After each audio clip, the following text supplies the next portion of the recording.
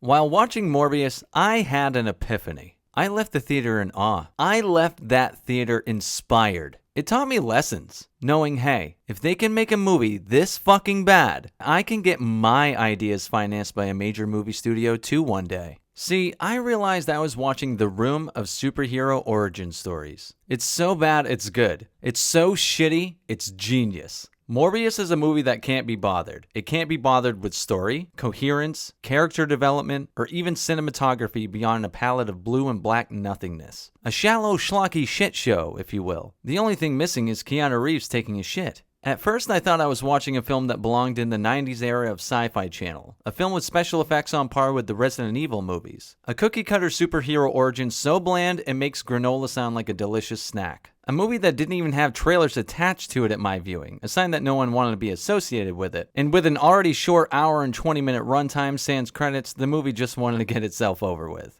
Basically, I thought I was watching one big pile of shit. But no way. No, sir. I was dead wrong. What I recognized was making a movie that's a complete piece of shit is actually quite brilliant. Let me explain.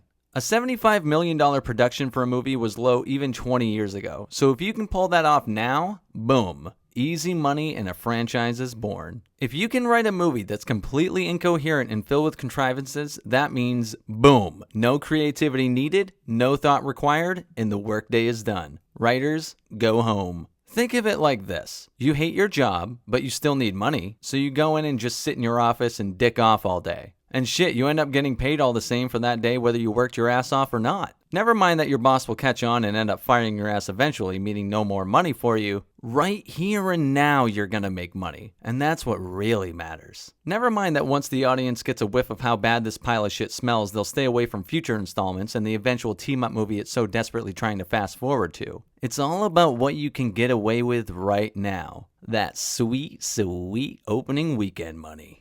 Developing a character and having a complete arc where they've changed, grown, or learned something in the end that altered their perspective is hard to write.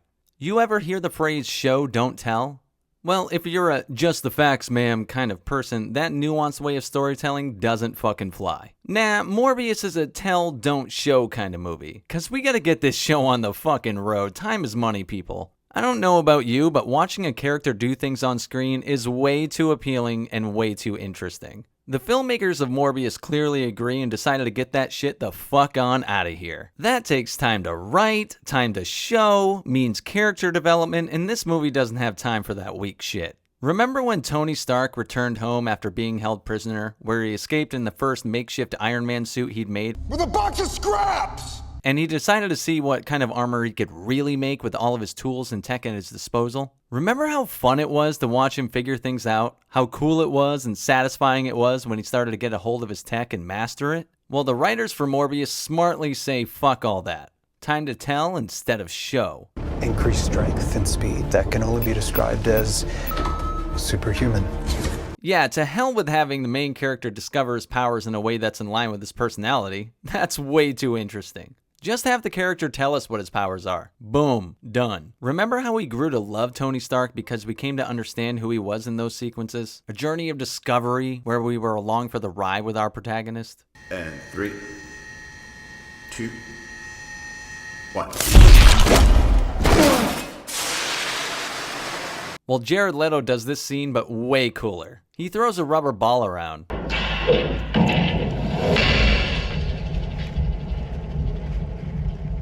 How you like that shit? Have something important in the plot? Have the character say it. Why bother taking the time to show us anything? That might make the character more appealing, more interesting, more relatable, more humanized. Having a character explain how cool an idea is way better than having the audience see it unfold. Good ideas automatically mean good execution, right, Zach?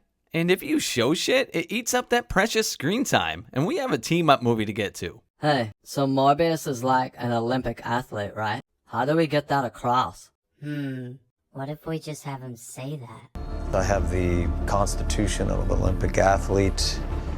Dude, that's perfect. Why didn't I fucking think of that? Shut up! Shut the fuck up! Then we have contrivances. Another area of storytelling that Iron Man stupidly avoided that Morbius smartly implemented.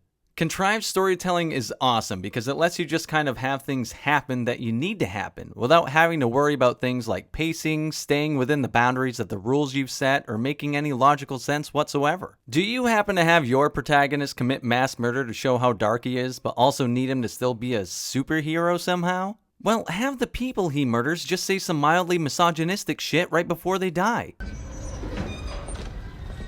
Shouldn't be down here. I can be wherever I want, nurse. Now with just a little cognitive dissonance, the audience will totally not question the morality of the character who's ripping innocent people to shreds. Need the character to show remorse about it? No, you don't. Just have a throwaway line about it and we can move on. Boom. Situation addressed. Just have him say something like, well, that can't happen again. Problem solved. Easy peasy. Do you need the character to discover a power right when it would conveniently be the one thing he can use to escape a situation? Need a character to not tell a cop something about a murder he's being questioned about even though he's been truthful to said cop this entire time? So that way you don't spoil the villain reveal right off the bat? Just fucking do it. Why not? It gets shit done. Contrived storytelling is the shit when you don't give a fuck about writing a good story. One stupid move that Iron Man makes as an origin movie is having a so-so villain. Morbius smartly goes this route too, but it ups the ante. We are treated to the shallowest of shallow villains with barely any reason to become a sociopath other than a couple lines of throwaway dialogue. He goes from sympathetic to sociopath in record time, and thankfully the movie skips out on any chances to really justify any of this. Because then the movie might have some bright moments and we don't want to get the audience's hopes up this deep in. You can actually pinpoint the second when his heart rips in half. And now. Jared Leto ain't no Robert Downey Jr., and it's all for the best. With every single aspect of the movie falling apart on fast forward, the movie again mercifully sidesteps giving us anything good at all. And what would a movie be with a lead actor's performance carrying it? A bright spot? Look, if you're going to follow a cliche superhero origin, why anchor it with a good acting performance? Nah, take a step back about 20 years and take it from, say, Ben Affleck's Daredevil or something. That'll appease audiences. And let me tell you, there's nothing quite like a choppy, incoherent fight scene. If you're going all in on making a bad movie, there's no better compliment than a person turning to you in the theater during a climactic battle and they say, I literally have no idea what's going on. A garbled fucking mess?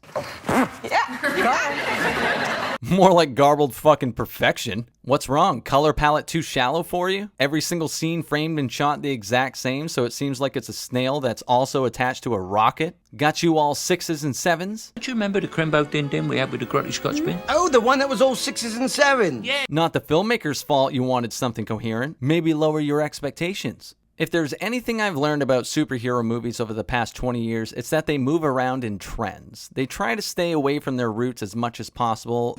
You actually go outside in these things? What would you prefer? Yellow spandex?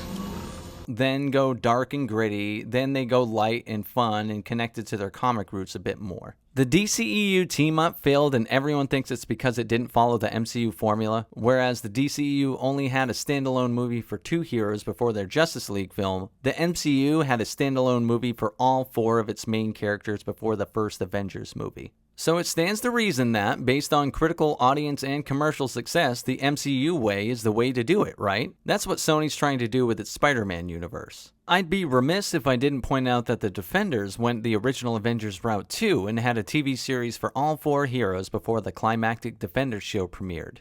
I'm glad to see Morbius and Sony decided to take this route, the one where people only enjoyed half of the characters. And the disliked ones ultimately derailed that entire team-up show. Yet just a few years earlier, Guardians of the Galaxy showed you can introduce 5 heroes no one knows, develop each one, and give us a fulfilling story all in one single movie. So maybe it's not the formula, but the execution? But I like Sony's style. The one that says, fuck it, go big or go home, baby. The team-up thing is what the movie even exists for, and even though Guardians proved it didn't need to be made, it wouldn't make that sweet, sweet opening weekend money. Like I said earlier, fuck the future ramifications of making a shit show. Sony saw a low-budget movie and potential for minuscule earnings and just ran with it. You gotta have balls to go with a movie this bad, but again, judging by the hammed-up and shoehorned post-credits, calling it the room of superhero movies might not honor its artistic quality enough. What a story, Mark. It's so bad, it's good. It's so shitty, it's genius. Like I said, only thing missing, Keanu Reeves taking a shit. Until next time, Gigi's only.